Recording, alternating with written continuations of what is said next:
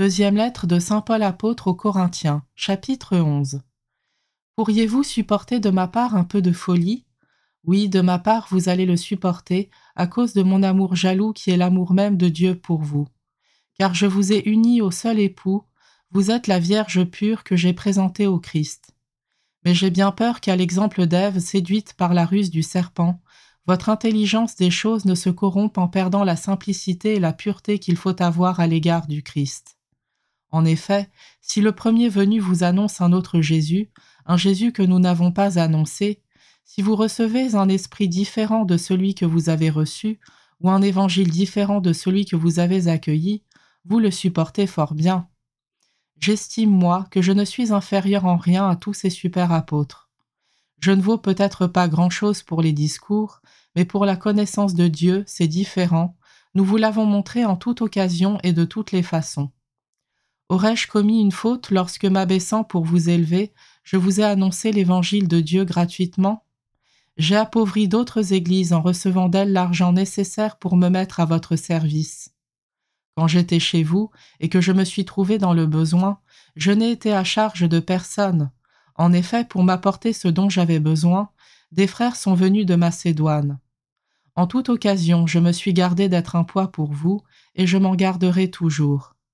Aussi sûrement que la vérité du Christ est en moi, ce motif de fierté ne me sera enlevé dans aucune des régions de la Grèce. Pourquoi donc me comporter ainsi? Serait-ce parce que je ne vous aime pas? Mais si, et Dieu le sait. Ce que je fais, je le ferai encore, afin d'enlever tout prétexte à ceux qui en cherchent un pour pouvoir se vanter d'être reconnus comme nos égaux. Ces sortes de gens sont de faux apôtres, des fraudeurs qui se déguisent en apôtres du Christ.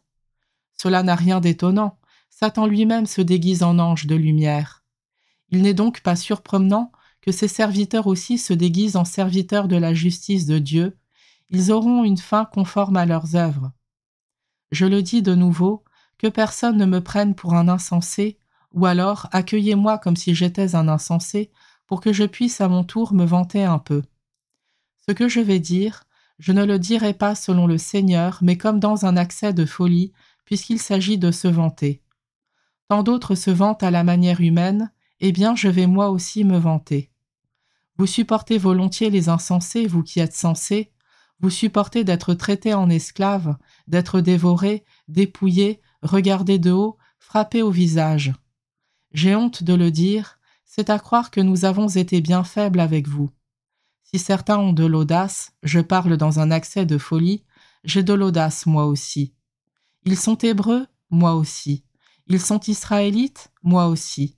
Ils sont de la descendance d'Abraham, moi aussi. Ils sont ministres du Christ? Eh bien, je vais dire une folie, moi je le suis davantage. Dans les fatigues bien plus, dans les prisons bien plus, sous les coups largement plus, en danger de mort très souvent. 5 fois j'ai reçu des Juifs les 39 coups de fouet, 3 fois j'ai subi la bastonnade, 1 fois j'ai été lapidé, 3 fois j'ai fait naufrage et je suis resté 24 heures perdu en pleine mer. Souvent à pied sur les routes, avec les dangers des fleuves, les dangers des bandits, les dangers venant de mes frères de race, les dangers venant des païens, les dangers de la ville, les dangers du désert, les dangers de la mer, les dangers des faux frères. J'ai connu la fatigue et la peine, souvent le manque de sommeil, la faim et la soif, souvent le manque de nourriture, le froid et le manque de vêtements, sans compter tout le reste, ma préoccupation quotidienne, le souci de toutes les églises. Qui donc faiblit sans que je partage sa faiblesse?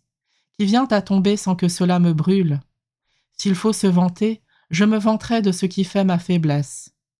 Le Dieu et Père du Seigneur Jésus sait que je ne mens pas, lui qui est béni pour les siècles. À Damas, le représentant du roi Arétas faisait garder la ville pour s'emparer de moi. On m'a fait descendre par une fenêtre dans un panier de l'autre côté du rempart, et j'ai échappé à ses mains.